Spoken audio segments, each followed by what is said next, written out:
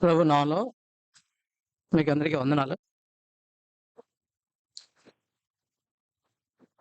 దేవుని యొక్క బలలో మనం చేయవేసే ముందుగా బైబిల్లోంచి కొన్ని హెచ్చరికలు మనం చూడటానికి ప్రయత్నం చేస్తాం. అందరూ బైబిల్స్ ఓపెన్ చేసినట్లయితే 2 తిమోతికి రాసిన పత్రిక, అపోస్తలుడైన పౌలు 2 తిమోతికి రాసినటువంటి పత్రిక 1వ అధ్యాయం, మొదటి అధ్యాయం. 2 తిమోతి మొదటి అధ్యాయము 3 నుంచి 7 వచనాలు మార్చి చదువుకుందాం. 3, 5 కలిసి ఉన్నాయి, నేను చదువుతాను. పేజీ నంబర్ 194, క్రొత్త నిబంధన. నా ప్రార్థనల యందు ఎడతెగక నిన్ను జ్ఞాపకం చేసుకొనుచు నా కన్నీళ్లను తలుచుకొని నాకు సంపూర్ణ ఆనందం కలుగుటకై నిన్ను చూడవల్లని రేయింబగలు అపేక్షించుచు నీ యందున్న నిష్కపటమైన విశ్వాసమును జ్ఞాపకం చేసుకుని నా పితరాచార ప్రకారము నిర్మలమైన మనస్సాక్షితో నేను సేవించుచున్న దేవుని ఎడల కృతజ్ఞుడనై ఉన్నాను. ఆ విశ్వాసము మొదట నీ అవ్వయైన లోయలోను నీ తల్లి అయిన యునికెలో వసించెను. అది నీ యందు సహా వసించున్నదని నేను రూఢిగా నమ్ముచున్నాను.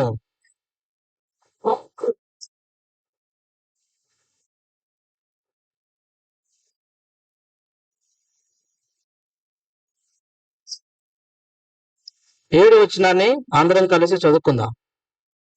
దేవుడు మనకు శక్తియు ప్రేమయు ఇంద్రియ నిగ్రహం గల ఆత్మని ఇచ్చిన గాని పిరికితనము గల ఆత్మను ఇయ్యలేదు. దేవుని సాయం కొరకు చిన్న ప్రార్థన చేసుకుందాం.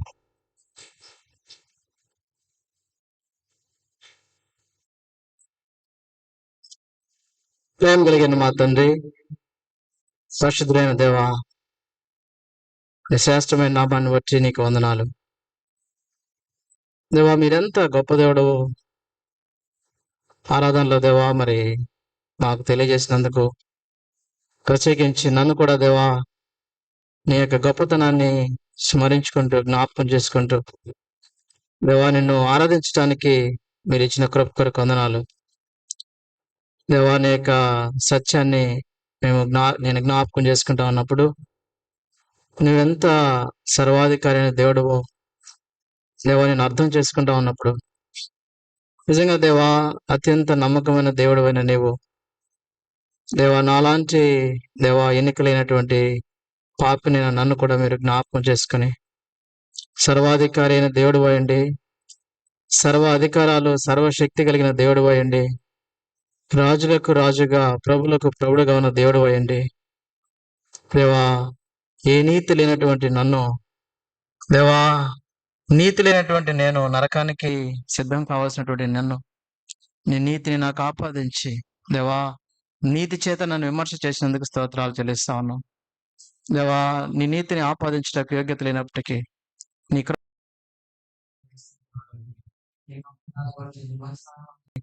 దేవా నీ యొక్క మహోన్నతమైన యొక్క లక్షణాలను బట్టి నీకు వందనాలు చెల్లిస్తా ఉన్నా. దేవా, చదవబడినటువంటి వాక్య భాగాన్ని బట్టి నీకు స్తోత్రాలు. దేవా, మా అందరి వినికిడిలో ఈ లేఖన భాగాలు మా అందరి కొరకు దీవించండి. నిలబడిన నేను నీ పక్షాన అందరికంటే తక్కువడని, వయసులోను అనుభవంలోను ఆత్మీయ స్థితిలో కూడా తక్కువని అని ఒప్పుకుంటూ నీ సిలువ చాటును మరుగు చేసుకుని శ్రేష్టమైనటువంటి లేఖనాలను దేవా చక్కగా వివరించడానికి దేవా మరి నన్ను మీరు సిద్ధం చేయమని, నీ ఆత్మ చేత అభిషేకించమని యేసుది ఘనమైన నామములో మిక్కిలి వినయముతో అడిగి వేడుకొనుచున్నాను తండ్రి, ఆమేన్. యూఎల్ మోడీ అనేటువంటి ఒక దైవ సేవకుడు తన యొక్క పుస్తకంలో ఇలాగ రాశాడు. ఏంటంటే, Bible was not given to increase the knowledge but to change our life అని రాశాడు. అంటే పరిశుద్ధమైన బైబిల్ గ్రంథం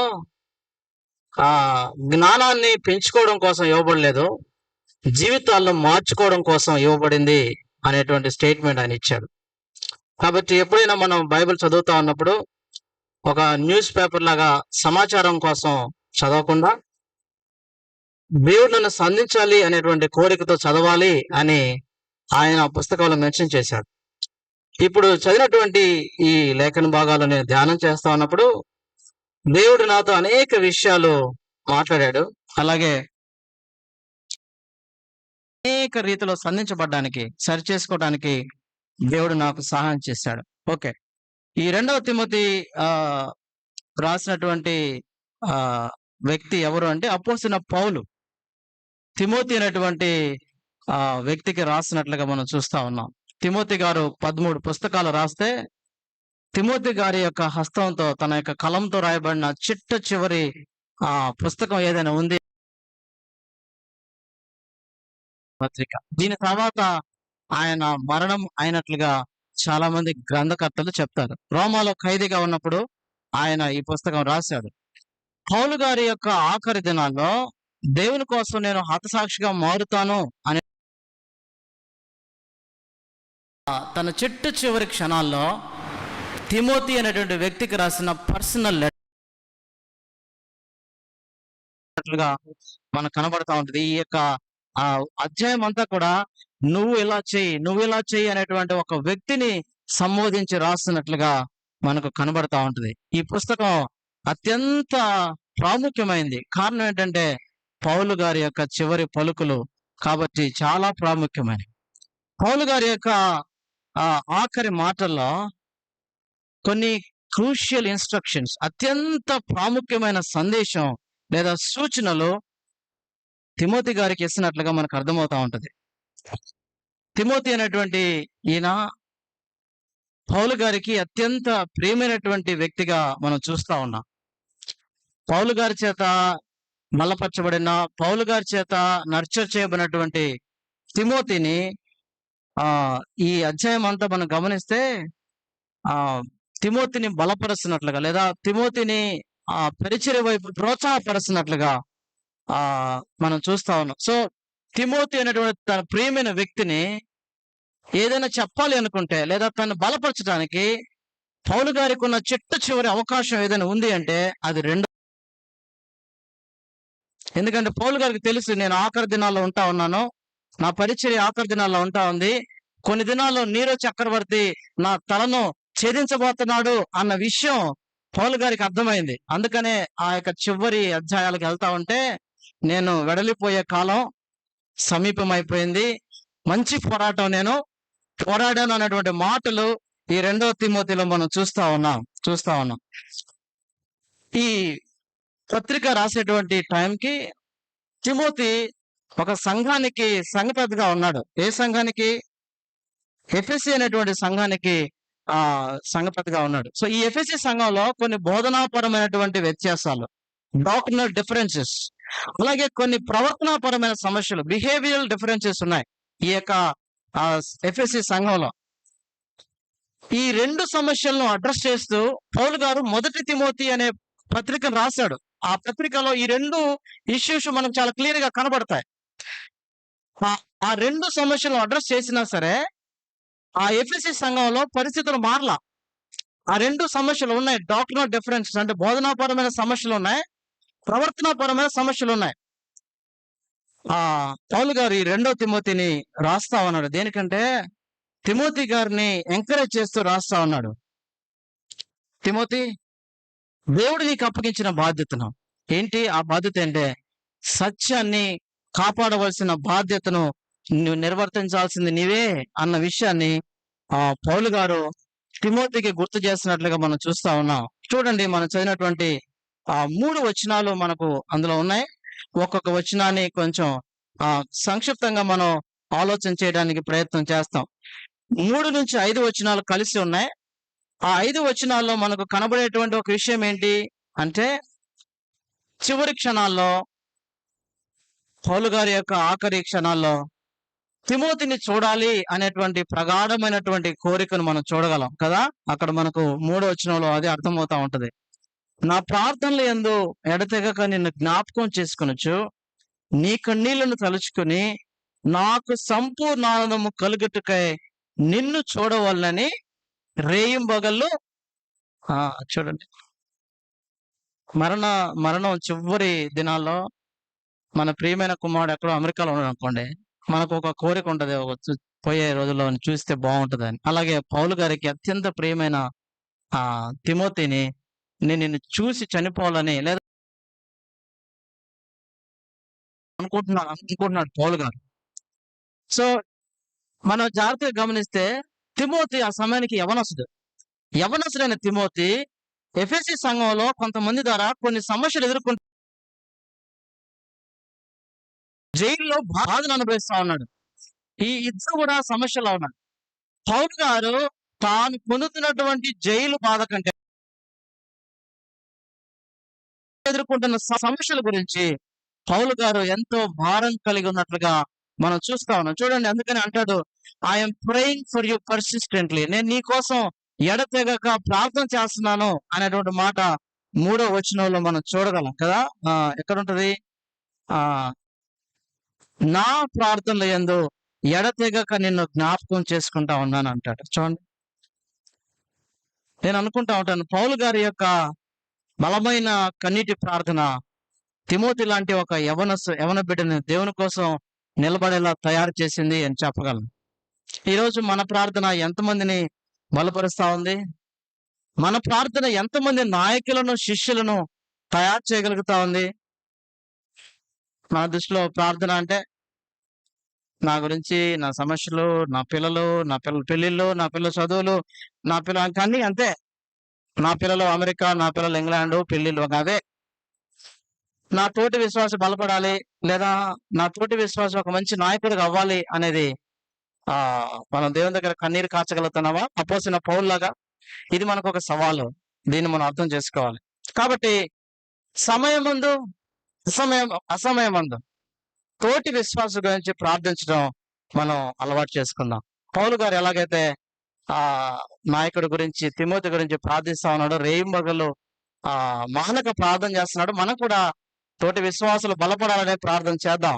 అలాగే ఇంకొక విషయం 3-5 వచనాల్లో మనకు అర్థమయ్యేది ఏంటంటే, తిమోతి యొక్క బలమైన ఆత్మీయ స్థితి వెనుక తల్లిదండ్రుల పాత్ర ఉంది. అది మనం తప్పకుండా అంగీకరించాల్సిందే కదా. తిమోతి గారు చిన్నతనం నుంచి కూడా తన తల్లిని, తన అవ్వని చూస్తూ ఎదిగాడు అని మనం చూస్తా ఉన్నాం. సో తిమోతి గారికి చిన్నప్పటి నుండే దేవుని వాక్యం ఎలా చదువుకోవాలో ఆయనకు తెలుసు, దాని జీవితానికి ఎలా అన్వయించుకోవాలో కూడా తిమోతి తల్లిదండ్రుల దగ్గర నుంచే నేర్చుకున్నాడు. చూడండి అన్నమాట, 2 తిమోతి 3వ అధ్యాయం చూడండి ఒకసారి.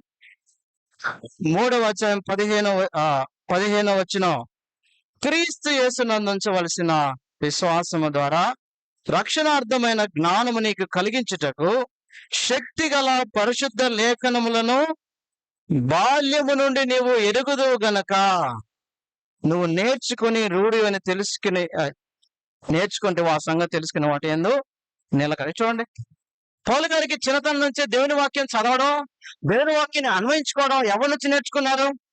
తల్లిదండ్రుల దగ్గర నుంచి. కాబట్టి ఒక మాటలో మనం చెప్పాలంటే, తిమోతి గారి యొక్క జీవితం, ఆత్మీయ జీవితం మలుపు తిరగడానికి దాని వెనక తల్లి యొక్క ప్రార్థన, తల్లి యొక్క విశ్వాసం ఉంది అని మనం చూస్తా ఉన్నాం. ఒక ప్రశ్న, తల్లిదండ్రులందరికీ ఒక ప్రశ్న, మనం మన పిల్లలకి ఒక రోల్ మోడల్ గా ఉండగలుగుతున్నామా? మాదిరిగా మనం ఉండగలుగుతున్నామా? నేటి తరం పిల్లలకి నోరు తెరిచి ఏమి చెప్పక్కర్లేదు. ప్రస్తుతం ఉంటున్నటువంటి కంప్యూటర్ జనరేషన్ పిల్లలకి నోరు తెరిచి ఏం చెప్పక్కర్లేదు. అరే పొద్దున్న లేచి బైబిల్ చదువుకో అని నువ్వు చెప్పక్కర్లేదు. నువ్వు పొద్దున్న లేచి బైబిల్ చదువుకో, వాడు కూడా బైబిల్ పట్టుకోవడం కంపల్సరీగా పట్టుకుంటాడు. ఖాళీ సమయం దొరికినప్పుడు ఫోన్లో టైం పాస్ చేస్తా ఉంటే పిల్లలు నిన్ను చూసి అదే పని చేస్తారు. నువ్వు మోకాళ్ళు వేస్తే వాళ్ళు కూడా మోకాళ్ళు ఉంచుతారు. నువ్వు వాళ్ళ దగ్గర కన్నీరు కారిస్తే వాళ్ళు కూడా దేవుని దగ్గర కన్నీరు కారుస్తారు. ఎందుకంటే పిల్లలు తల్లిదండ్రులు చూస్తూ చూస్తూ ఎదుగుతారు. అది మనం అర్థం చేసుకోవాలి. భర్తగా వాళ్ళగా తండ్రిగా ఇంట్లో ఒక బాధ్యత లేకుండా, ఏమి పని చేయకుండా సోమరుగా ఉంటే మన పిల్లలు అంతకంటే బాధ్యత రహితంగా పెరుగుతారు, గ్యారెంటీ. లేదా ఇంట్లో మన యొక్క అసహనాన్ని, మన యొక్క కోపాన్ని మాటి మాటికి మన భర్త మీద, మన భార్య మీద చూపిస్తా ఉంటే అంతకు మించిన కోపం మన పిల్లలు చూస్తాం. కాబట్టి పిల్లలు ఆత్మీయంగా పెరగడం వెనుక కీలక పాత్ర ఎవరిది చెప్పండి? తల్లిదండ్రులదే. మా యవన బిడ్డలు కొంతమంది, అంటే మీరేమనుకోవద్దు దయచేసి. మా యవన బిడ్డలు కొంతమంది తల్లిదండ్రులకు ఫోన్లు చేస్తా ఉంటారు. అక్క, మీ పిల్లల్ని యూత్ మీటింగ్ పంపించనక్క, లేదా మీ బాబుని యూత్ మీటింగ్ పంపించనక్క అంటే ఇక్కడ నుంచి కొన్ని సమాధానాలు వస్తా ఉంటాయి. ఎటువంటి సమాధానం? బ్రదర్, నేను వెళ్ళమని చెప్తాను బ్రదరు, వాడు నా మాట వినడు బ్రదర్ అంటే. వాడు వెళ్ళమనే చెప్తుందంట, కానీ వాడు మాట వినంట. నా సహోదరుడు వెళ్ళమని చెప్తాడు, మాట వినడు. చూడండి సాక్ష్యం ఎంత బాగుంది కదా ఇంట్లో. What a wonderful test money. ఎంతో కాలం నుంచి మన సంఘానికి వస్తాం, ఎన్ని సంవత్సరాల నుంచి సంఘానికి వస్తా ఉన్నాం, ఎన్ని సంవత్సరాల నుంచి దేవుని యొక్క వాక్యం చేత పోషించబడతా ఉన్నాం. ఇలాగా బలపరచబడుతున్న మనము మన పిల్లల్ని దేవుని సహవాసానికి పంపలేకపోతే కుటుంబంలో మన మాట ఎలా ఉందో ఒకసారి ఆలోచన చేసుకోవాలి. ఒకవేళ అత్యవసరం అయితే తప్పిస్తే మీ పిల్లలు రెగ్యులర్ గా సంఘానికి, సహవాసానికి, యూత్ మీటింగ్స్ కి వెళ్తున్నారో లేదో చూసుకోవాల్సిన బాధ్యత తల్లిదండ్రుల మీదనే ఉంది. ఒకవేళ వాళ్ళు వెళ్ళట్లేదు అంటే బలవంతంగా అయినా సరే, మెడపటైనా సరే సంఘానికి నడిపించే బాధ్యత తల్లిదండ్రులదే. ఎందుకు బలవంతంగా అంటున్నానంటే, కొన్నిసార్లు తల్లిదండ్రులు బలవంతంగా తోసినప్పుడు ఎంత వరకు వాళ్ళని తొయ్యాలి? దేవుడు వాళ్ళని పట్టుకున్నంత వరకు. దేవుడిని యొక్క కుమారుని, కుమార్తె దర్శించేంత వరకు వాడిని నువ్వు తొయ్యాల్సిందే. ఎందుకంటే దేవుడు దర్శించిన తర్వాత ఇంకా నువ్వు వాడిని పెట్టుకొని ఆగమన్నా ఆగదు. ఒరే వర్షం పడుతుంది ఆగరా అంటే, దేవుడు దర్శించినటువంటి యవనస్తుడు లేదు మమ్మీ నేను వెళ్లాల్సిందే అంటాడు. నిన్న ఒక యవనస్తుడు ఎవరు అంటున్నారు, అన్నా ఫుల్ టైఫాయిడ్ జ్వరం అన్నా, నేను యూత్ మీటింగ్ రాకుండా ఉండలేకపోయాను, వచ్చాను అంటాడు. ఎవరు నిన్ను బలవంతం చేశారు? దేవుడు సంధించిన యవనస్తులను ఆపలేవు. ఆ సంధించేంత వరకు నీ బిడ్డలను యూత్ మీటింగ్ కానీ లేదా దేవునికి సావాసన కానీ ఖచ్చితంగా బలవంతంగా పంపించాల్సిందే. ఈ మాటలు మీకు కొంచెం నొప్పిగా అనిపించవచ్చు, కానీ హృదయంలో చాలా బాధతో ఈ మాట అంటున్నానన్న విషయాన్ని మీరు జ్ఞాపకం చేసుకోండి. నా యొక్క ప్రధానమైన ఆలోచన లేదా కోరిక ఒకటే, ఈ యొక్క సియోను సంఘంలో యవనస్తుల యొక్క ప్రవాహం వెల్లువ చూడాలి. వాళ్ళు ఇక దేవుని చేతిలో బలంగా వాడబడతా ఉంటే ఎంతో సంతోషించాలి.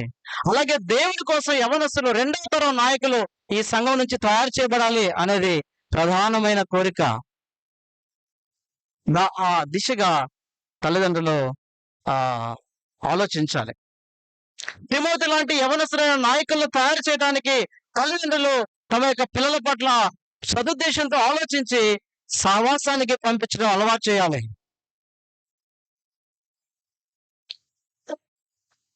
కాబట్టి మీకు ప్రోత్సాహకరంగా ఉండడానికి వచ్చిన ఉదాహరణ చెప్తాను.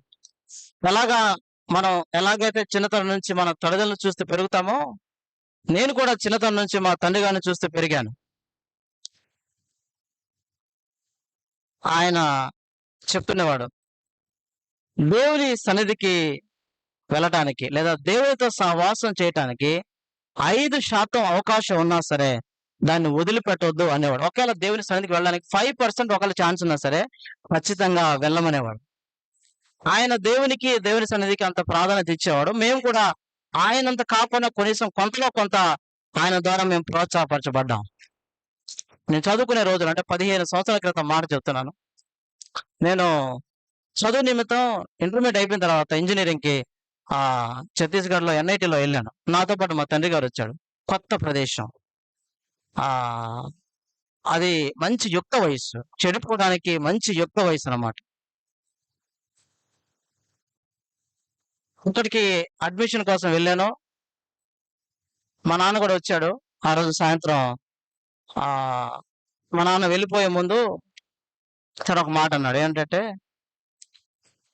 నువ్వు చదవవా అని నేను అడగను, కానీ నువ్వు దేవుని సన్నిధిని మాత్రం నిర్లక్ష్యం చేయడానికి వీల్లేదు అని అన్నాడు. ఎందుకంటే ఆయనకు తెలుసు ఏంటంటే, దేవుని సన్నిధిని దేవునితో సహవాసం నిర్లక్ష్యం చేయని వ్యక్తి చదువు నిర్లక్ష్యం చేయడు అన్న విషయం ఆయనకు తెలుసు. అందుకని ఆయన నువ్వు చదువుతావో లేని అడగను, కానీ దేవుని సన్నిధిని మాత్రం నిర్లక్ష్యం చేయొద్దు అన్నవాడు.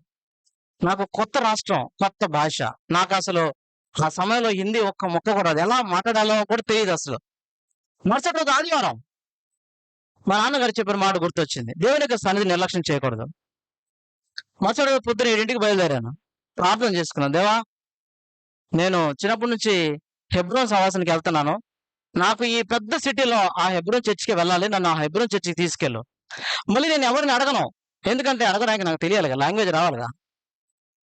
నేను ఎవరిని అడగను. కానీ నువ్వు ఆ ప్రదేశానికి నన్ను తీసుకెళ్లాల్సిందే అని దేవుని దగ్గర ప్రార్థన చేసి స్టార్ట్ చేసుకున్నాను. బస్ ఎక్కాను. ఆదివారం బస్ ఎక్కి వాడికి ఎలా చెప్పాలో అర్థం కాక బస్ స్టాండ్ అన్నాను అంతే. వాడికి అర్థమైంది, టికెట్ ఇచ్చాడు. బస్ స్టాండ్ లో దిగానండి.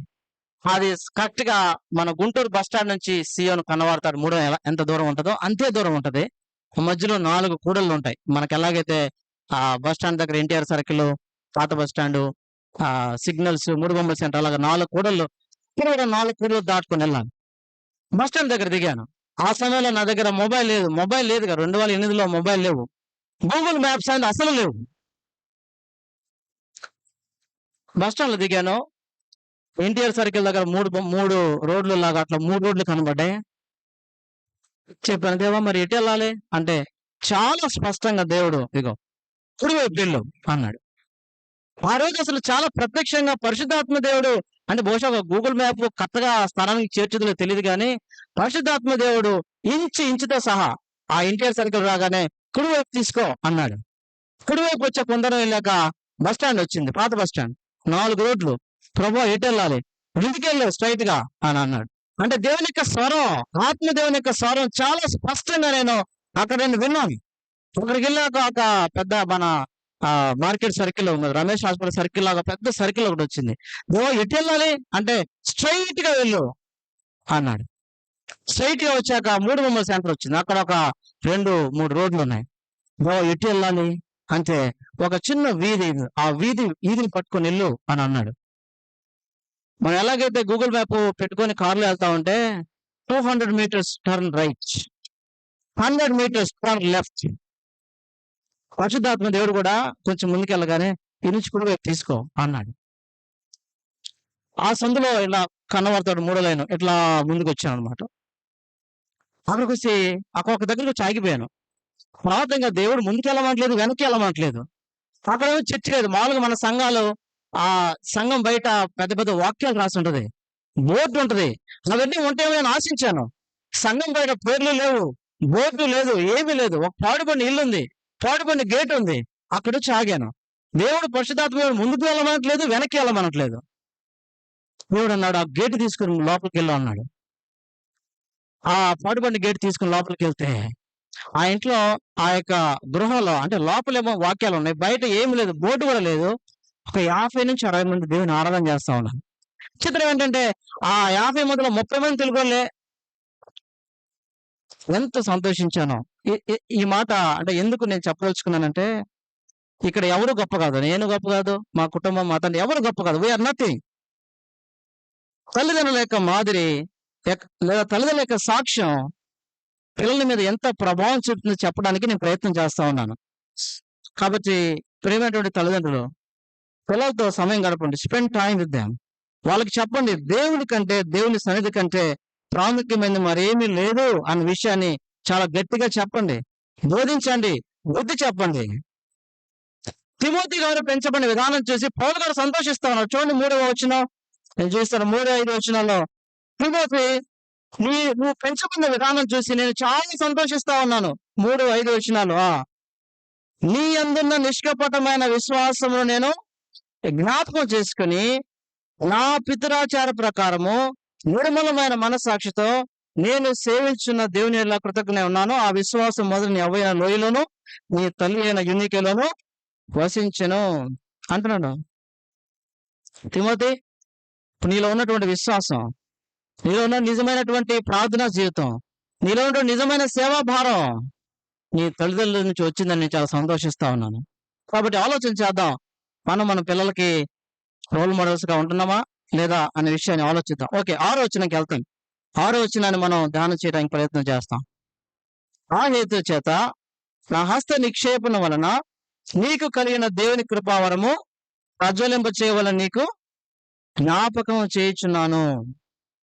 2 తిమోతి భాగం, అసలైన భాగం ఇక్కడ నుంచి ఆరంభమవుతుందండి. ఎందుకంటే ఈ 2 తిమోతి 1వ అధ్యాయము 6వ వచనం నుంచి 2 తిమోతి 2వ అధ్యాయం 13వ వచనం వరకు కూడా పౌలు గారు తిమోతికి కొన్ని ప్రాముఖ్యమైన విషయాలు చెప్తాడు.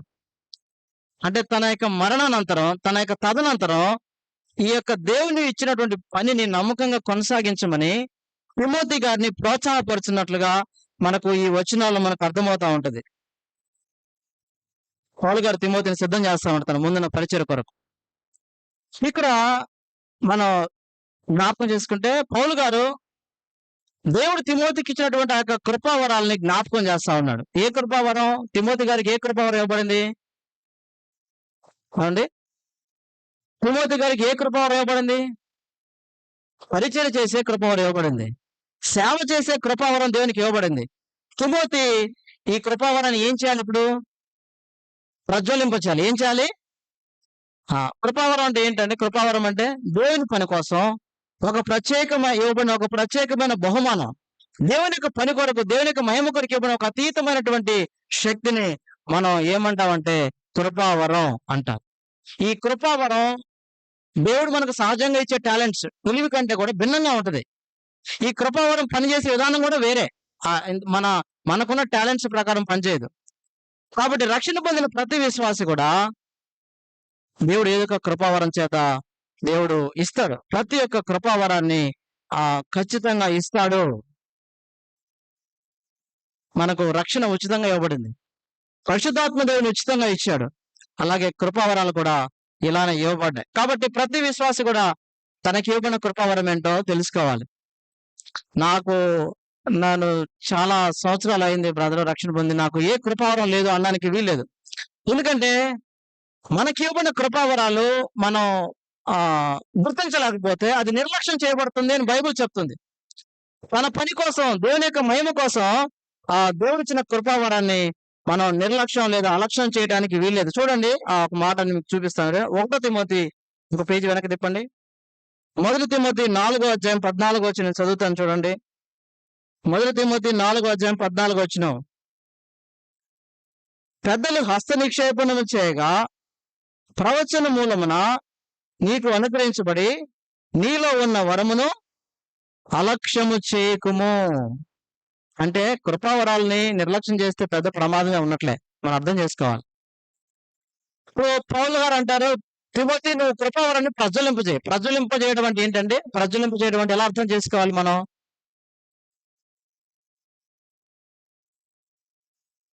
దానికి అంటే ఉదాహరణకి మనం చలికాలంలో చలిమంట బయట వేసుకోవాలంటే పెద్ద పెద్ద 4 కట్టెలు తెచ్చి వెంటనే ముట్టిగానే వెంటనే మండుకునిద్దా? ఏం చేయాలి? ఆ పెద్ద కట్టెల కింద చిన్న చిన్న కట్టె పుల్లలు వేయాలి. కొన్నిసార్లు ఆ చిన్న కట్టె పుల్లలు కూడా అది మంట మండుకోదు. అప్పుడు ఏం చేయాలి? ఎండుగడ్డి లేదా పేపరు, న్యూస్ పేపర్ ఏదో ఒకటి దాని కింద పెడతాం. అయినా కానీ మండుకోకపోతే కిరసనాయలో, పెట్రోల్ ఏదో ఒకటి వేస్తాం. కృపావరాన్ని ప్రజ్వలింప చేయటం అంటే దేవుడు నీకు ఇచ్చిన కృపావరానికి జీవాన్ని పోయటం. అది మండటానికి, పని చేయటానికి అన్ని విధాలుగా ప్రయాసపడమే ప్రజ్వలింప చేయటం అని అంటారు. కాబట్టి మనం ఏమి పని చేయకుండా కృపావరం దానికంతా అదే వర్ధిల్లదు, దానికంతా అదే మండదు. అది మనం అర్థం చేసుకోవాలి. కాబట్టి పౌలు గారికి, తిమోతి గారికి ఇచ్చిన కృపావరం దేవుని కోసం పనిచేయటం. అందుకని పౌలు గుర్తు చేస్తా ఉన్నాడు, దేవుని కృపావరాన్ని మండిస్తూ ఉండు. మండించకపోతే పరిచర్య చేయలేని భారం దినదినం బలహీనపడుతుంది అనే విషయాన్ని పౌలు గారు తిమోతికి చెప్తా ఉన్నాడు. కాబట్టి మనం కూడా రక్షణ పొందిన కొత్తలో పరిగెత్తి పరిచర్య చేశాం, చాలా పరిగెత్తాం. దేవుని ఇల్లన్నా ఎంతో ఇష్టపూర్వకంగా, ఎంతో భారభరితంగా చేసాం. ఆ టైంలో ఆ భారం ఇప్పుడు ఏమైంది? ఇంకా అలానే మండుతున్నాం మనం. అదే కసి, అదే భారం, అదే ఉత్సాహంతో మనం ప్రతి సండే ఆయన సన్నిధికి రాగలుగుతున్నామా? కానీ కృపావరాలని మండించాలి, ప్రజ్వలింప చేయమని బైబిల్ చెప్తారు. అనేక రకమైన కృపావరం మీకు తెలిసిందే, చెప్పక్కర్లేదు. కొంతమందికి సువార్త చెప్పాలనే కృపావరం, కొంతమందికి వాక్యం బోధించే కృపావరం, కొంతమందికి పాటలు చక్కగా పాడే కృపావరం, కొంతమందికి వాయిద్యాలు వాయించే కృపావరం, దేవుని ఇంట్లో పనిచేసేటువంటి కృపావరం, లేదా ఇబ్బందుల్లో ఉన్న వారికి ఆర్థికంగా సహాయం చేసే కృపావరం, లేదా కొంతమందికి మంచిగా కౌన్సిలింగ్ చేసే కృపావరం. ఇలా చెప్పుకుంటూ పోతే కృపావరాలు చాలా చాలా ఉన్నాయి. సో అన్ని కృపావరాలు అందరికీ ఉండవు. ఎవరిని సామర్థ్యం చొప్పున దేవుడు వాళ్ళకి కృపావరాలు ఇస్తాడు. కాబట్టి ఒకడు ఇంకొకరిని చూసి అసహ్యపడాల్సిన పని లేదు, లేదా ఒకడు ఇంకొకరిని తక్కువ చూడాల్సిన పని లేదు. ఎందుకంటే నీకు ఇచ్చిన కృపావరానికి పరలోకంలో లెక్కలు ఉంటాయి. సో ఇక్కడ కూర్చొని మనం అందరం కూడా ప్రతి ఒక్కరికి ఆ కృపావరం ఇవ్వబడిందని జ్ఞాపకం చేసుకోవాలి. నాకు తెలియదు అంటే కనుక పరిశుద్ధాత్మ దేవుని అడగాలి, దేవా ప్రతి ఒక్కరికి కృపావరం ఇచ్చావు, నాకు ఇచ్చిన కృపావరం ఏంటి అని దేవుని అడగండి. పరిశుద్ధాత్మ దేవుడు గైడ్ చేస్తాడు. ఆయన పరిశుద్ధాత్మ ఉంచిందే దానికోసం, మనకు గైడ్ చేయడానికి. కాబట్టి మనకు కృపావరం ఏంటో మనకు తెలిస్తే దాని మీద సాధన చేయడానికి, లేదా దేవుని యొక్క మహిమ కోసం దాన్ని వినియోగించడానికి మనకు ఎంతైనా అవకాశం ఉంటుంది. ఒక విషయాన్ని మనం గుర్తుంచుకోవాలి. మనం రక్షించబడ్డాము అంటే ఏదో ఒక రకమైన పనిలో భాగస్వామి కావాల్సిందే. దేవుని పని కోసం మనం చేస్తా ఉన్నప్పుడు కొన్ని శ్రమలు, నిందలు వస్తాయి, అన్ని భరించాల్సిందే. దేవుని కోసం శ్రమలు భరిస్తా ఉన్నప్పుడు ఆయన మనల్ని పిలిచిన పిలుపును జ్ఞాపకం చేసుకోవాలి. ఆయన మనకిచ్చిన రక్షణను జ్ఞాపకం చేసుకోవాలి. నాకు ఎటువంటి కృపావరం ఇవ్వబడలేదు కాబట్టి నేను పరిచర్యకి అసలు ఉపయోగపడను అనుకుంటే తప్పు.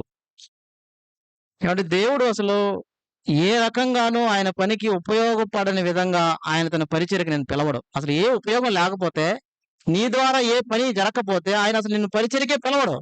సంఘంలో నేను చేర్చుకోడు. సంఘం అనే శరీరంలో మన అవయవాలు ఉన్నాము అంటే దాని అర్థం దేవుడిచ్చిన కృపావరం ద్వారా ఏదో ఒక రకంగాను ఉపయోగపడాలని దేవుడు కోరుకుంటాడు. కాబట్టి దేవుని యొక్క కృపావరాన్ని మనం ఆయన పద్ధతిలోనే వాడడానికి, వినియోగించడానికి మనం ప్రయత్నం చేద్దాం. కాబట్టి పౌలు గారు తిమోతికి రాసినది అదే. పౌలు, తిమోతి నువ్వేం చేయాలంటే నీ కృపావరాన్ని, దేవునికి మహిమ నిమిత్తం ప్రజ్వలింపచేయాలి. ప్రతిదినం దాన్ని మండిస్తా ఉండాలి. ప్రతిదినం దానికి పని చెప్పాలి. ప్రతిదినం దాన్ని ఉపయోగాలు పెట్టాలి. అప్పుడే అది ఇంకా ఇంకా ప్రజ్వలిస్తుంది, అది ఇంకా ఇంకా ఉపయోగంలోకి వస్తుంది అనే విషయాన్ని పౌలు గారు గుర్తు చేస్తా ఉన్నాడు. కాబట్టి మనం కూడా అలాగన మన యొక్క కృపావరాలను ప్రజ్వలింప చేసుకోవడానికి మనం ఆలోచన చేద్దాం. ముందుకు వెళ్తాను. 7వ వచనం మనం చూస్తే 7వ వచనాన్ని చూస్తే దేవుడు మనకు శక్తియు, ప్రేమయు, ఇంద్రియ నిగ్రహమున గల ఆత్మనే ఇచ్చిన గాని పిరిగితనము గల ఆత్మను ఇయ్యలేదు అని అంటాడు. తిమోతికి ఎందుకు ఈ మాటలు జ్ఞాపకం చేస్తున్నాడు అంటే, తిమోతి చాలా పిరిగివాడు, చాలా బలహీనుడు. అంటే సున్నితమైన మనస్తత్వం కలిగిన వ్యక్తి. మనలో చాలా మంది అలా ఉంటారు. ఎదుటి వారు ఏదైనా చిన్న మాట అంటే చాలా బాధపడే మనస్తత్వం అది. తిమోతి కూడా అదే మనస్తత్వం. ఎదుటి వారు ఏదైనా చిన్న మాట అంటే వెంటనే బాధపడతాడు. పిరికివాడు, శారీరకంగా బలహీనమైన వాడు. పౌలు గారు ఎంకరేజ్ చేస్తున్నాడు, తిమోతి దేవుడు మనలో ఉంచిన ఆత్మ బలహీనమైంది కాదు, శక్తి కలిగింది. ఇది ప్రేమించే ఆత్మ, అలాగే ఇంద్రియ నిగ్రహం గల ఆత్మ. ఇక్కడ 3 విషయాలు ఉన్నాయి. శక్తి కలిగిన ఆత్మ, ప్రేమించే ఆత్మ, మూడవది ఇంద్రియ నిగ్రహం గల ఆత్మ. ఈరోజు నేను ప్రత్యేకంగా ఇంద్రియ నిగ్రహం అనే దాని గురించి ఆలోచన చేయడానికి ప్రయత్నం చేస్తున్నాను. సాధ్యమైతే ఈసారి ఉన్నప్పుడు ఇంకొక వేరే అంశం గురించి చూద్దాం. అదే ప్రేమ గురించి చూడడానికి ప్రయత్నం చేస్తాం. దేవుడు మనకు ఇంద్రియ నిగ్రహం గల ఆత్మని ఇచ్చాడు అంటే అర్థం ఏంటి చెప్పండి? నిగ్రహించుకునే నిగ్రహ శక్తి గల ఆత్మని ఇచ్చాడు, లేదా మనల్ని కంట్రోల్ గా ఉంచి, లేదా మనల్ని డిసిప్లైన్డ్ గా ఉంచే ఆత్మని ఇచ్చాడు అని అర్థం. దాని కింద ఫుట్ నోట్ లో ఇంద్రియ నిగ్రహం గల ఆత్మ అంటే ఫుట్ నోట్ లో ఏముంటది? స్వస్థ బుద్ధి గల ఆత్మ ఇచ్చాడు. స్వస్థ బుద్ధి గల ఆత్మ. స్వస్థ బుద్ధి అంటే మనిషి తన సొంత ప్రయత్నాల వల్ల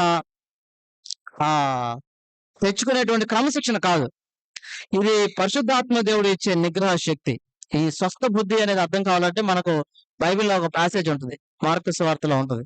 సేన అనేటువంటి దయాలు పట్టినటువంటి ఒక వ్యక్తి తన కంట్రోల్ లేడు, మనుషుల కంట్రోల్లో కూడా లేడు. తను కంప్లీట్ గా కంట్రోల్ తప్పిపోయాడు.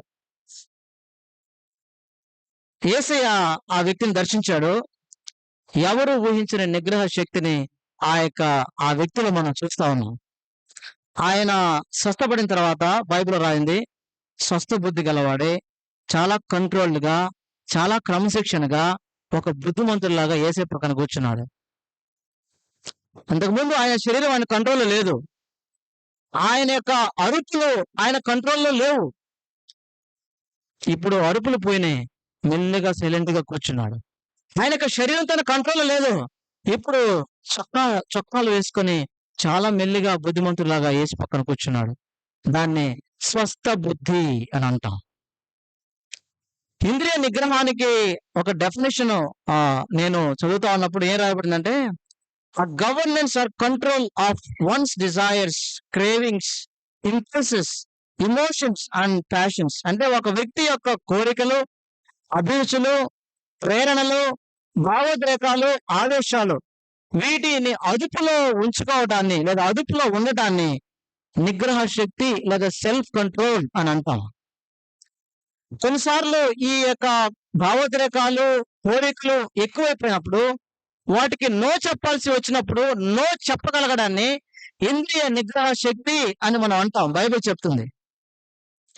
కాబట్టి ఒక విశ్వాసికి దేవుడిచ్చిన ఆత్మలో ఇంద్రియ నిగ్రహం అనేది ఉంది. ఒకవేళ విశ్వాసి నిగ్రహించుకోలేకపోతే, ఇంద్రియ నిగ్రహం లేకపోతే దేవుడు దాన్ని పాపంగా పరిగణిస్తాడు.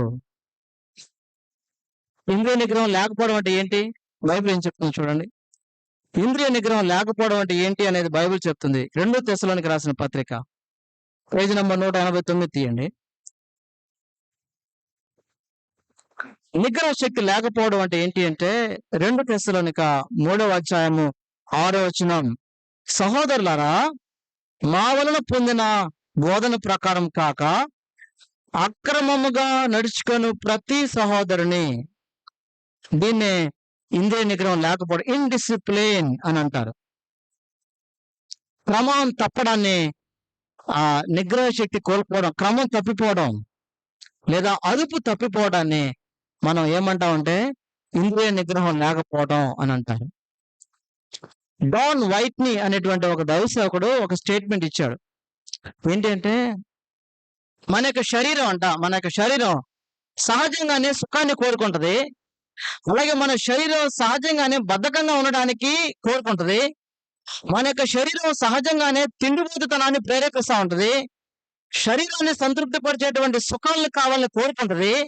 అటువంటి శరీరాన్ని అదుపులో ఉంచుకోకపోతే దేవుని సేవించడం కంటే ఎక్కువ సాతానును వాని క్రియలను చేయడానికి ఈ శరీరం నేను బలవంతం చేస్తుంది. Our bodies will tend to serve evil more than God అని రాశాడు. అది కంట్రోల్లో ఉండకపోతే దేవుని సేవించడం కంటే సాతాను సేవించడానికి మనం బలవంతం చేస్తుంది శరీరం. ఏమంటే ఒక ప్రశ్న, ఏ ఏ విషయాల్లో ఒక విశ్వాసి క్రమం తప్పడానికి అవకాశం ఉంది? ఏ ఏ విషయాల్లో మనం నియంత్రణ కోల్పోయేటువంటి అవకాశం ఉంది? ప్రాముఖ్యంగా నేను 4 విషయాలు రాశాను. మొట్టమొదటి స్పీచ్, మాటలు. రెండవది ఫైనాన్సెస్, అంటే ఆర్థిక విషయాల్లో క్రమం తప్పడానికి అవకాశం ఉంది.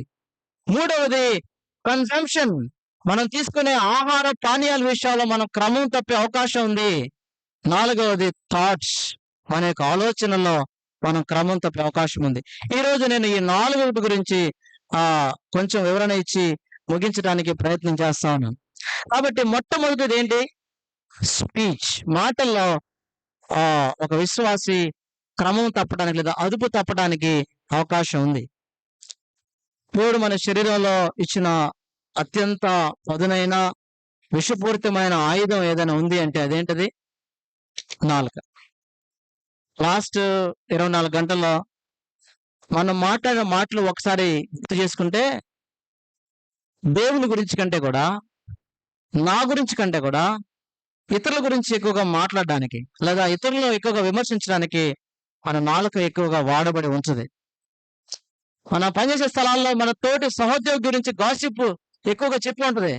లేదా నా పైన ఉన్న బాస్ ఎవరైతే ఉన్నారో, నా మేనేజర్ లేదా నా యొక్క సుపీరియర్ ఎవరున్నారో ఆయన గురించి చెడుగా మాట్లాడడానికి నా నాలుక ఎక్కువగా వాడబడి ఉంటది.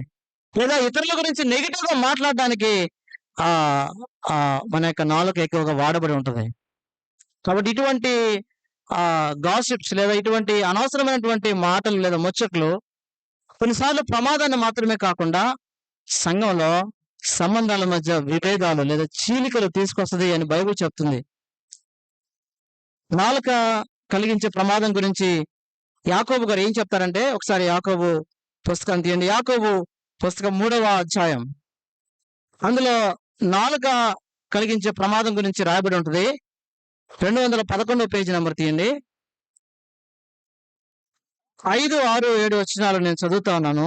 అలాగనే నాలుక కూడా చిన్న అవయవమైనను బహుగా అదిరిపడును. ఎంత కొంచెం నిప్పు ఎంత విస్తారమైన అడవిని తగలబెట్టును. నాలుక అగ్నే అంటే చెప్పేది నాలుక అనట్లేదు ఆయన. నాలుక ఏంటంట? అగ్ని. నాలుక మన అవయములలో ఉంచబడిన పాప ప్రపంచమే. సర్వ శరీరమునకు మాలిన్యం కలుగు చేయదు. ప్రకృతి చక్రమునకు చిచ్చు పెట్టును అంటే అక్కడ డివిజన్స్ తీసుకొస్తా ఉంటుంది. చూడండి, చిచ్చు పెట్టడం అంటే సంబంధాలు తెగ్గొట్టడం. కొన్నిసార్లు మన యొక్క మాటలు అదుపు తప్పినప్పుడు సంబంధాలు ఏమైపోతాయి? సో మనం మాట్లాడే మాటలు బైబిల్ చెప్తుంది కారు చిచ్చులాగా ఎగసి పడతాయి, సంబంధాల మధ్య చిచ్చు రేగుతుంది. అందుకనే కొంచెం ముందుకెళ్తే యాకోబు గారు ఏమంటాడంటే, ఏ నరుడు కూడా నాలుక సాధు చేయలేడు. దీనితోనే తండ్రి అయిన ప్రభువును స్తుతించుము, దీనితోనే దేవుని పోలికగా పుట్టిన మనుషులని. అంటే ఆయన ఏం చెప్పదలుచుకున్నాడంటే, ఆదివారం చర్చికి వెళ్ళి ఇదే నాలుకతో దేవుని స్తుతించి గొప్పగా ఆరాధన చేస్తాం. ఆదివారంలో మిగిలిన రోజుల్లో ఇదే నాలుకతో మనం ఏం చేస్తాం? ఇంట్లో వాళ్ళ మీద అనవసరంగా నోరు పారేసుకుంటాం. కఠినమైనటువంటి మాటలతో ఇంట్లో ఉన్న భార్యని, భర్తలని, ఇంట్లో ఉన్న వాళ్ళని మనం నొప్పిస్తాం. ఇదే నాలుకతో ఇతరుల గురించి చెడు మాట్లాడతాం. ఇదే నాలుకతో కంప్లైంట్ చేస్తాం. అలా చేయడానికి తగదు అంటాడు జేమ్స్, అంటే యాకోబు గారు అంటారు అన్నమాట. నువ్వు ఆరాధన చేసే బానే ఉంది, ఇదే నాలుకతో నీ యొక్క భార్యను నొప్పించడానికి వీల్లేదు. ఇదే నాలుకతో నువ్వు ఎట్టబడతాడో నీ యొక్క నోరు పారేసుకోవడానికి వీల్లేదు అని అంటాడు. ఇలా చేయడం ఏం చెప్తుంది అంటే, నీ నాలుక విషయంలో నువ్వు నియంత్రణ కోల్పోయావు, లేదా మాటల విషయంలో నువ్వు క్రమం తప్పావు, లేదా ఇంద్రియ నిగ్రహాన్ని కోల్పోయావు అని అర్థం. ఇలా చేస్తే మనం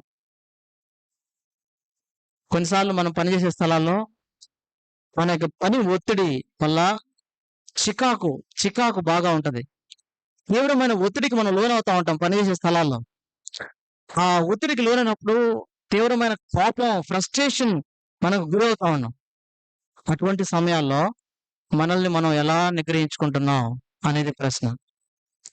కాబట్టి ఈ ఇంద్రియ నిగ్రహం అనేది అన్నిసార్లు బయట కనబడకపోవచ్చు. మనం ఎలా నిగ్రహించుకుంటున్నాం అనేది ప్రశ్న. యేసుక్రీస్తు ప్రభు కొండ మీద ప్రసంగంలో ఒక మాట ఉండదు చూడండి. మత్తయి సువార్త ఒక మాట తీయండి. మత్తయి సువార్త 5వ అధ్యాయం నాతో కలిసి తీయండి. అందులో ఒక మాట మనం ఆలోచింపజేస్తా ఉంటది. మత్తయి సువార్త 5వ అధ్యాయం 22వ వచనం. మత్తయి సువార్త 5వ అధ్యాయం 22వ వచనం చదువుతాను, గమనించండి. నేను మీద చెప్పింది ఏమనగా, తన సహోదరుని మీద కోపపడు ప్రతి వాడు విమర్శకు లోనగును, తన సహోదరుని చూచి వ్యర్థుడా అని చెప్పువాడు మహాసభకు లోనగును, ద్రోహి అని చెప్పువాడు నరకాగ్నికి. ఇక్కడ మహాసభ అంటే ఏంటండి? ఒక పదం కొత్తగా వాడబడింది, మహాసభ అని వాడబడింది. ఏంటి మహాసభ అంటే? మహాసభ అంటే ఏంటి చెప్పండి? ఇంగ్లీష్ లో సుప్రీం కోర్ట్ అని రాయబడింది. ఏం రాయబడింది? ఏమండి, మనం అన్న ఒరే వ్యర్థుడా లేదా ఫూల్ అన్న మాటకి సుప్రీంకోర్టుకు లోన్ అవుతాం. ఏ సుప్రీంకోర్టు ఇది? దేవుని యొక్క ఇటర్నల్ జడ్జిమెంట్, నిత్యమైన తీర్పు. అంటే ఒక విషయం జ్ఞాపకం చేసుకోండి, మనం కనుక మాటల విషయంలో అదుపు తప్పితే, మాటల విషయంలో నియంత్రణ కోల్పోతే, పరలోకంలో సుప్రీంకోర్టు ఉంది. ఇది లోకల్ కోర్టు కాదు, హైకోర్టు కాదు, ఇది సుప్రీంకోర్టు ఉంది. అక్కడ ప్రతి మాట తీర్పులింగి వస్తుంది అని బైబిల్, నేను చెప్పిన మాట కాదు, స్వయాన యేసే చెప్పిన మాట. అందుకే పౌలు గారు తిమోతికి ఒక మాట రాస్తూ చూడండి, అద్భుతమైన మాట. 2 తిమోతి మన చదివిన భాగంలో వెనక్కి 2 తిమోతి 2వ అధ్యాయం 16 వచనం చదవండి. తిమోతి గారు పౌలు గారు తిమోతికి ఒక మాట చెప్తాడు. 2:16, అపవిత్రమైన ఒట్టి మాటలకు విముఖుడవై ఉండము, అట్టి మాటలాడేవాడు మరి ఎక్కువగా భక్తిహీనుడు. తిమోతి, నీ పరిచర్య సాఫీగా సాగాలంటే, తిమోతి నీ పరిచర్య నీకు దేవుడు ఆశించినట్లుగా జరగాలంటే నువ్వేం చేయాలి? అపవిత్రమైన ఒట్టి మాటలు అంటే ఏంటి చెప్పండి? గాసిప్స్. దానికి నువ్వేం చేయాలి? దూరంగా ఉండాలి. అలా ఎవరైతే గాసిప్ చెప్తా ఉంటారో వాళ్ళు మరీ ఎక్కువగా భక్తిహీనులు అంటే నీ భక్తి అంతా పోతదండి. ఇంకొక మాటలో ఎవరైతే తమ నోటిని అదుపులో పెట్టుకోకపోతే వాళ్ళు భక్తిహీనులు అవ్వడం మాత్రమే కాకుండా అనేక మంది విశ్వాసం నుంచి చెరిపేస్తారంట. అదే వచనం కింద వచనంలో ఉంటది. 17వ వచనం. తొరుగు పుండు ప్రాకినట్లు వారి మాటలు ప్రాకును, వారిలో హిమనయును ఫిలేతును ఉన్నారు. వారు పునరుత్థానం గతించునని చెప్పుతూ సత్య విషయం తప్పిపోయి కొందరు విశ్వాసమును హ్మ్. మన మాటలు మాట్లాడి మన భక్తిహీనులవడం మాత్రమే కాకుండా ఇతరుల విశ్వాసం నుంచి చెదిరిపోవడానికి మనం ఒక అవకాశంగా మారుతాం. ప్రియమైన దేవుని బిడ్డలారా, దేవుడు మనకిచ్చిన ఆత్మ ఇంద్రియ నిగ్రహం గల ఆత్మ. ఈ ఆత్మ ఒక విశ్వాసి కంట్రోల్డ్ గా మాట్లాడడానికి లేదా అందరికీ క్షమాభివృద్ధి కలిగించే మాటలు పలకడానికి కావలసిన శక్తిని ఈ పరిశుద్ధాత్మ దేవుడు మనకి ఇస్తాడు ఖచ్చితంగా. బైబిల్ చెప్తా ఉంది ఈ మాట. ఇది మాటల గురించి. విశ్వాసి ఈ విషయంలో జాగ్రత్త వహించాల్సిన అవసరం ఉంది. రెండవ విషయం అంటే మనం అదుపు తప్పడానికి అవకాశం. రెండవ విషయం ఏంటంటే ఫైనాన్సెస్, ఆర్థిక విషయాల్లో క్రమశిక్షణ తప్పిపోవడం. ఒక మ్యాగజైన్ లో నేను చదువుతా ఉన్నప్పుడు దేశంలో విపరీతమైన షాపింగ్ మాల్లు, విపరీతమైన మాటలు, ఈ మాటలని ఆ మాటలని ఈ మాటలని పెరగడానికి ఒక కారణం ఏంటి తెలుసా? 80% మందికి పైగా ప్రజలు ఆర్థిక నియంత్రణ కోల్పోయారు అని రాశాడు ఆయన. ఇంపల్సివ్ బయింగ్ ఎక్కువైంది. అంటే ప్రేరేపించబడి కొనడం అనేది ఎక్కువైపోయింది. అవసరం ఉన్నా లేకున్నా, ఉపయోగం ఉన్నా లేకున్నా ప్రేరేపించబడి కొనడం ఎక్కువైంది. అందుకని మనందరం ఈ విషయంలో నిగ్రహ శక్తిని కోల్పోతా ఉన్నాం. డిమార్ట్ లో మొత్తం సరుకులన్నీ తీసుకున్న తర్వాత క్యాష్ కౌంటర్ దగ్గరికి వస్తే అక్కడ రంగురంగుల చాక్లెట్లు ఉంటాయి, అలాగే రంగురంగుల జడ క్లిప్లు ఉంటాయి, ఇవన్నీ ఉంటాయి. ఇంట్లో డజన్ల కొద్ది జడ క్లిప్లు ఉంటాయి అక్కడ. కానీ ఆ షాపింగ్ మనం పేమెంట్ చేయాలి. వాడు అక్కడ రంగురంగులు తగిలించి ఉంటాడు, ఆ క్లిప్పులు, రిబ్బన్స్, జడ. వెంటనే ఒకటి పిక్చర్ చేసేసుకుంటాం. అది అవసరం లేదు. దాన్ని ఇంపల్సివ్ బయింగ్ అంటారు. అంటే ప్రేరేపించబడి కొనడం. నీకు ఇంట్లో డజన్ల కొద్ది ఉండే ఉంటాయి కానీ కొంటాం. మనం అందరం దీనికి బాధ్యతలు. అంటే వస్తువులు కొనడం తప్పు కాదు, అవసరతకు మించి కొనడం తప్పు. ఇంట్లో ఉన్నటువంటి ఆర్థిక భారాన్ని దృష్టిలో పెట్టుకోకుండా నేను ఆ వస్తువు కొనాల్సిందే, ఎలాగైనా దాన్ని సొంతం చేసుకోవాల్సిందే, అవసరమైతే అప్పు చేస్తా, అవసరమైతే క్రెడిట్ కార్డ్ ఈఎంఐ పే చేసుకుంటా అన్న ఆలోచన ఖచ్చితంగా పాపం. ఎందుకంటే దేవుడు మనకి డబ్బు ఇచ్చింది నియంత్రించుకోవాలి, దాన్ని నియంత్రణలో పెట్టుకోవడానికి, కానీ డబ్బుకు దాసోహం కావడానికి కాదు. డబ్బు మన పైన యజమాన్యం చేయడానికి వీల్లేదు. కాబట్టి ఇక్కడ కూర్చున్నటువంటి మనందరం ఈ విషయాలు ఎలా ఉన్నామో అర్థం చేసుకోవాలి. కొంతమంది ఉంటారు, కొంతమంది ఎక్స్ట్రా వీళ్ళనమాట. వీళ్ళు తొందరగా ధనవంతులు అయిపోవాలి, ఎక్కువ ఒక నెలలోనే ఒక సంవత్సరంలో తొందరగా లాభాలు వచ్చేయాలని మార్కెట్ లో కనబడే ప్రతి స్కీమ్ వెనుక పరిగెడతా ఉంటారు. అది తప్పు, అది పాపం. కాబట్టి కొంతమంది అయితే డబ్బును విలాసాలకి ఖర్చు పెట్టడం సరదా, వాళ్ళకి ఒక సరదా అది. బైబిల్ చెప్తుంది డబ్బును ఖర్చు పెట్టే విషయంలో నిగ్రహ శక్తి, స్వస్థ బుద్ధి అవసరం. పౌలు గారు ఈ మాట తిమోతికి చెప్తాడు. చూడండి, 1 తిమోతి తీయండి. ఆ మాట తిమోతికి ఆ మాట చెప్పడం మనం చూస్తాం. 1 తిమోతి 6వ అధ్యాయం 7, 8, 9, 10 చదువుతా చూడండి. 1 తిమోతి 6, 7, 8, 9, 10. మన మీలోనికి ఏమీ తెలియదు ఈ లోకంలోనికి, దీనిలో నుంచి ఏమీ తీసుకొని పోలేము కాగా అన్న అవసరములు గలవారమయ్యండి వాడితో తృప్తి పొందిందము. ధనవంతుల గటకు అపేక్షించేవారు శోధనలోను, ఉరిలోను, అవివేక యుక్తములు, హానికరములైన అనేక దురాశల్లో పడుదురు. అట్టి మనుషులను నష్టములను, నాశనములను ముంచివేయను. 10వ వచనం. ఎందుకనగా ధనాపేక్ష సమస్తమైన కీడులకు మూలం.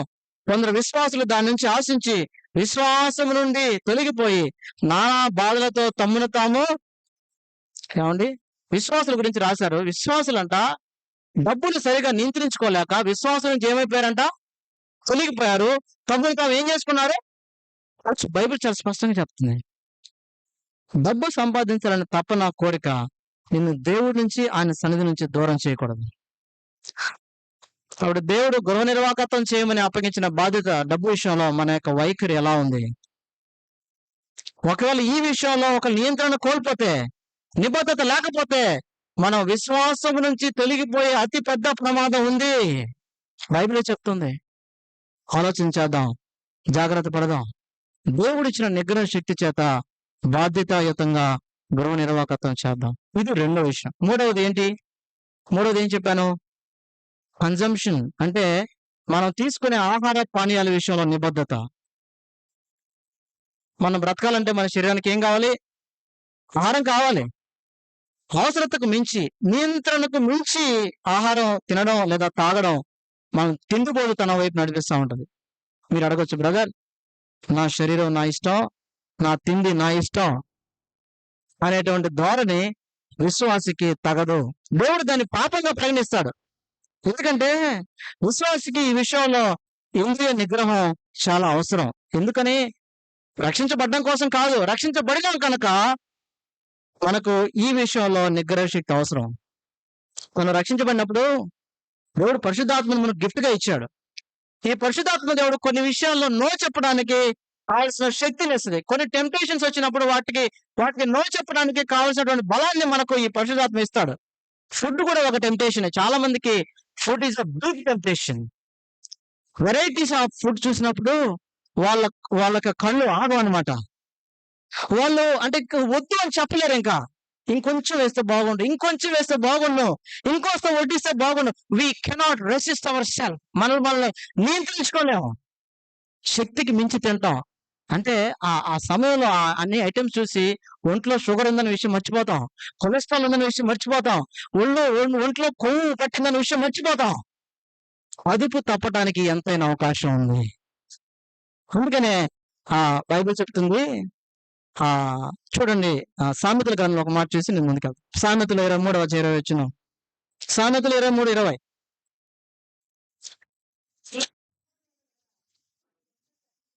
23:20 అక్క. ద్రాక్ష రసము త్రాగువారితోనైనను మాంసము హెచ్చుగా తినవారితోనైనను సహవాసం చేయకము. ఏమవుతుంది? దాని కింద వచ్చిన వాళ్ళు ఉంటది.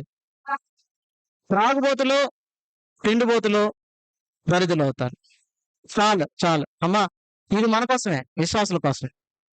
నువ్వు ఎక్కువగా మనం నియంత్రణకు మించి తింటున్నావా, దరిద్రులు అవడానికి అవకాశం ఉంది. కానీ బైబిల్ అంటే దేవుడు అన్ని మన మంచి కోసం తినడానికే చేశాడు, కానీ మిగతా శరీరానికి ఎంతైనా మంచిది. సో ఇశ్రాయేలీయులు దేవుని యొక్క ఆగ్రహానికి గురవడం కారణం ఏంటంటే మాంసం కావాలి అడిగారు, ఇచ్చారు, బానే ఉంది. ఓ పక్క కడుపులోకి తోస్తానే ఉన్నారు, నోట్లో మాంసం ఉంది, నవ్వులుతా ఉన్నారు, దేవుణ్ణి దూషిస్తా ఉన్నారు. అందుకని బైబిల్ చెప్తుంది, ఈ సంగతులు దృష్టాంతాలు వారికి సంభవించాయి, యుగాంతమందున మనకు బుద్ధి కలగడానికి దేవుడి మాటలు రాశారు. అంటే మీరు అడగచ్చు, బ్రదర్ తిండి తినడం అంత పాపమా అని అడగచ్చు. అంటే ఇది నిర్లక్ష్యం చేయలేని పాపం కాదు, అలాగని క్షమించరాని పాపం కూడా కాదు. దేవునికి దగ్గరగా వస్తున్నప్పుడు అండి, when you come close to God, every sin అంటే వీ బికమ్ మోర్ సిన్. మనం పాపానికి చాలా సున్నితమైన వాళ్ళు, చిన్న చిన్న పాపాలు కూడా దేవునికి దగ్గరికి వెళ్తాం, అది పెద్ద పాపంలా కనబడతా ఉంటది. అందుకని ఈ విషయంలో మనం నియంత్రణ కలిగి, బైబిల్ చెప్తుంది, మీరు భోజనం చేసినా పానం చేసినా సమస్తము ఆయన మహిమ కొరకు చేయండి. ఒక్క 5 minutes లో ముగిస్తాం. 4వది ఏంటంటే థాట్స్, ఆలోచనలో మనం నిగ్రహ శక్తిని కలిగి ఉండడం. సో చాలా మంది, కొంతమంది విశ్వాసులు మాటల్లో మంచి నిగ్రహ శక్తి కలిగి ఉంటారు, ఆర్థిక విషయాల్లో మంచి పకడ్బందీగా ప్లాన్ చేసుకుంటారు, రూపాయి ప్లాన్ చేసుకుంటారు, బానే ఉంది. కొంతమంది తిండి విషయాల్లో చాలా నిగ్రహంగా ఉంటారు, కానీ చాలా మందికి ఆలోచనలో నియంత్రణ శక్తి ఉండదు. ఈ చెప్పిన 4గిట్లో ఇది చాలా డేంజరస్ జోన్. ఆలోచనను నియంత్రించుకోలేకపోవటం. ఆలోచనలకు కేంద్రం ఏంటి చెప్పండి? మనస్సు. మనం ఒకదాన్ని చేయాలన్నా చేయకూడదన్నా మనస్సులో ఉద్భవించేటువంటి ఆలోచన మీద ఆధారపడి ఉంటుంది. ఉదాహరణకి లైంగిక సంబంధాల విషయాలు లేదా అశ్లీలత వైపు మనం ఆకర్షించబడే ప్రతి వ్యక్తి కూడా దానికి మూలం ఏంటి? ఆలోచన. వీటన్నిటికి మూలం ఆలోచన. దాన్ని అదుపులో ఉంచుకోకపోవడం ద్వారా ఈ యొక్క తప్పులు జరుగుతూ ఉంటాయి. ఒక పాపం తర్వాత ఇంకొకటి చేయాలన్న ఆలోచన వస్తుంది. ఎప్పుడైతే ఒక విశ్వాసి ఆలోచనలో అదుపు తప్పుతాడో చూడకూడనివి పదే చూడాలని ఆలోచన వస్తుంది. ఎప్పుడైతే ఒక విశ్వాసి ఆలోచన విషయాలు అదుపు తప్పుతాడో నిద్ర శక్తిని కోల్పోతాడో చేయకూడని పనులు పదే చేయడానికి బలవంతం చేయబడతాం.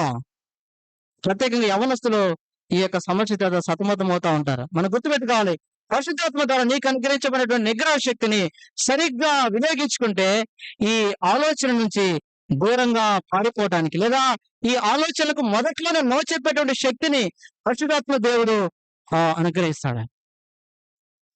ఈ ఆలోచన అనేటువంటి నిగ్రహించుకోకపోతే ఎంత ప్రమాదం అంటే, ఈ ఆలోచనలు మొదట్లో బాగానే ఉంటాయి. దీని నుంచి నేను బయటకు వచ్చేయగలను అనేటువంటి అని మొదట్లో అనిపిస్తా ఉంటది. ఈ ఆలోచన పరిపక్వం చెంది దీనికి అడ్డుకట్ట వేయాల్సినప్పుడు వేయకపోతే ఆలోచన పాపానికి దారితీస్తుంది. ఆ పాపము దేవుని యొక్క తీర్పుకు దారితీస్తుంది. ఒక ఆయన ఇలా రాశాడు. అంటే తన ఒక సైంటిస్ట్ ఒక కప్ప పెద్ద బాండిలో నీళ్లు పోసి ఒక కప్పను అందులో వేస్తే కింద మంట పెడతా ఉంటే ఆ కప్ప అనుకుంటది కొంచెం వేడిగా ఉన్నప్పుడు ఆ కప్ప ఆ యొక్క నీళ్ళలోంచి బయటకి ఎంతగలదు. ఏది నీళ్లు ఉన్నప్పుడు అది వేడెక్కుతా ఉంటే కొంచెం వేడెక్కినప్పుడు అనుకుంటుందంట ఇది ఈ వేడి నేను తట్టుకోగలను అనుకుంటుందంట. కొంచెం వేడెక్కినప్పుడు నేను దూకురావాలి అనుకుంటుందంట. కొంచెం వేడెక్కుతా ఉంటే ఆ వేడికి తగినట్లుగా కప్ప తన శరీరాన్ని సర్దుకుంటా ఉంటదంట. ఆ వేడిని తట్టుకోవడానికి సర్దుకుంటా ఉంటది. ఇంకొంచెం వేడెక్కినాక నేను దూకుదామని అనుకుంటుందంట. ఆ నీళ్లు అంటే ఆ నీళ్లు మసిలిన తర్వాత ఆ కప్ప ఎగిరే శక్తిని కోల్పోయి ఆ నీళ్ళలోనే పడి చచ్చిపోతుందంట. మనసులో పుట్టే చెడు ఆలోచన కూడా అంతే. ఆరంభంలో ఈ ఆలోచనలకు చెక్కు పెట్టకపోతే పరిశుద్ధాత్మదేవా ఈ నాకు ఈ విషయంలో నిగ్రహ శక్తి కావాలి అని ఆయన దగ్గర నువ్వు గోదాడకపోతే నిండా మునిగిన తర్వాత అందులోంచి బయటకు రావడం కొంచెం కష్టంగానే ఉంటుంది. అప్పుడు ఏం జరుగుద్ది? నిండా మునిగిన తర్వాత దేవుడి నుంచి దూరం పెడతాం. మన శరీర కోరికలు నెరవేర్చుకోవడానికి మనం ఇష్టపడతాం. కాబట్టి మనం సేవించేటువంటి దేవుడు, మనం ఆరాధించేటువంటి దేవుడు, మనం చూసినటువంటి భాగంలో దీని నుంచి బయటపడే శక్తిని మనలోనే ఉంచాడు. అదే పరిశుద్ధాత్మ దేవుడు. అది మనం చూసాం. ఈ యొక్క పరిశుద్ధాత్మ దేవుడు పిరికితనం కలిగిన ఆత్మను మనలో ఇవ్వలేదు. ఇది నిగ్రహించుకునే ఆత్మనిచ్చాడు. ఇది నీకు కొన్నిసార్లు నో చెప్పడానికి కావాల్సిన శక్తిని నీకు దయచేస్తుంది. ఆలోచనలు అదుపులో పెట్టుకోవడానికి కావాల్సిన ఆలోచన మనకు దయచేస్తుంది. కాబట్టి సమయోచితమైన సాయం కొరకు ఆయన దగ్గరికి రావాల్సిన దేవా ఈ విషయంలో నీ పాదాల దగ్గర పడతా ఉన్నాను అని ఆయన యొక్క సహాయాన్ని కోరుకోవాల్సిందే. దీన్ని అధిగమించడానికి కావలసిన శక్తిని, దీనికి అడ్డుకట్ట వేయడానికి కావాల్సిన బలాన్ని నాకు దయచేయి పరిశుద్ధాత్మ శక్తితో నన్ను అడగాల్సిందే. ఒక మాట చెప్పి ముగిస్తాను. సామెతల గ్రంథం 25వ అధ్యాయం చూడండి. సామెతలు 25:28.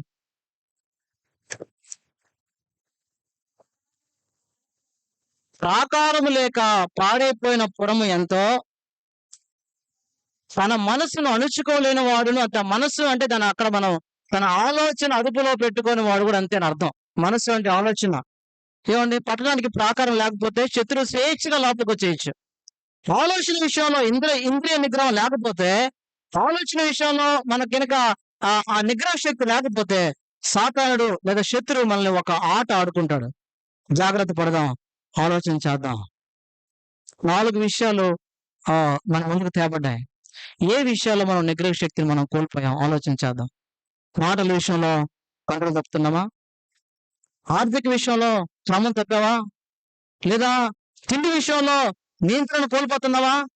లేదా ఆలోచన విషయంలో అదుపు తప్పుతున్నావా? లేదా అణుచుకోలేకపోతున్నావా? దీని నుంచి బయటపడడానికి నేనేం చేయాలంటే స్వస్థ బుద్ధి కలిగి డిసిప్లిన్ గా ఉండడానికి నా దగ్గర ఉన్న ఒకే ఒక పరిష్కారం ఆత్మదేవుని కాడి క్రిందకి రావడమే. ఇది ఎవ్వరు చేయలేరు. పాపం మీద నిగ్రహించుకునే శక్తి దేవుడిచ్చిన వరం.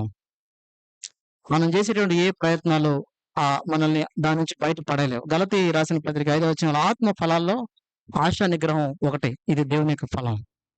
కాబట్టి ఆత్మ దేవుని కాడి క్రిందకి వచ్చినప్పుడు మాత్రమే నిగ్రహ శక్తిని అభ్యాసం చేయగలం. ఆత్మ దేవుని అధికారం కిందకి వచ్చినప్పుడు మాత్రమే ఈ శక్తిని మనం అనుభవించగలం అనే విషయాన్ని మనం జ్ఞాపకం చేసుకోవాలి. కాబట్టి ఎవరైతే ఈ ఇంద్రియ నిగ్రహం కలిగి అన్ని విషయాల్లో మితంగా ఉంటారో పరలోకంలో నిత్య బహుమానం ఉంటది అని బైబిల్ చెప్తా ఉంది. పౌలు గారు తిమోతికి చెప్తా ఉన్నప్పుడు, తిమోతి నువ్వు నిగ్రహించుకో అని చెప్తున్నప్పుడు పౌలు గారు ఏమీ నిగ్రహ శక్తిని కోల్పోలేదు. పౌలు గారు ఒక దగ్గర రాశాడు, నేను అక్షయమైన కిరీటం పొందుకోవడానికి కోసం అన్ని విషయాల్లో మితంగా ఉన్నాను. I'm controlling my self. నేను అన్ని విషయాల్లో చాలా డిసిప్లిన్ గా ఉన్నాను. నన్ను నేను క్రమశిక్షణ పరుచుకుంటున్నాను. నా శరీరాన్ని నల్లగొట్టుకుంటున్నాను అంటాడు. పౌలు గారు చెప్పడం మాత్రమే కాదు, ఆయన చేశాడు. తన కంట్రోల్లో ఉంచుకున్నాడు. పరిశుద్ధాత్మ దేవుని కాడి కిందకి వచ్చాడు. కళ్ళ ఉంచండి, ప్రార్థన చేద్దాం. ప్రియమైనటువంటి దేవుని బిడ్డలారా, పౌలు గారు ఇంద్రియ నిగ్రహాన్ని ఎలా అభ్యాసం చేశాడో మనం కూడా అలా అభ్యాసం చేయడానికి ప్రయత్నం చేద్దాం. ఏ విషయంలో మనం కంట్రోల్ తప్పుతున్నాం, అదుపు తప్పిపోతున్నాం, ఆ విషయంలో ఆత్మదేవుని సహాయం కోరదాం. దేవుని పాదాల దగ్గర పడదాం. అలాగే దేవుడు నీకు ఇచ్చిన కృపావరాలు ప్రజ్వలింప చేయడానికి మన వంతు ప్రయత్నం మనం చేద్దాం.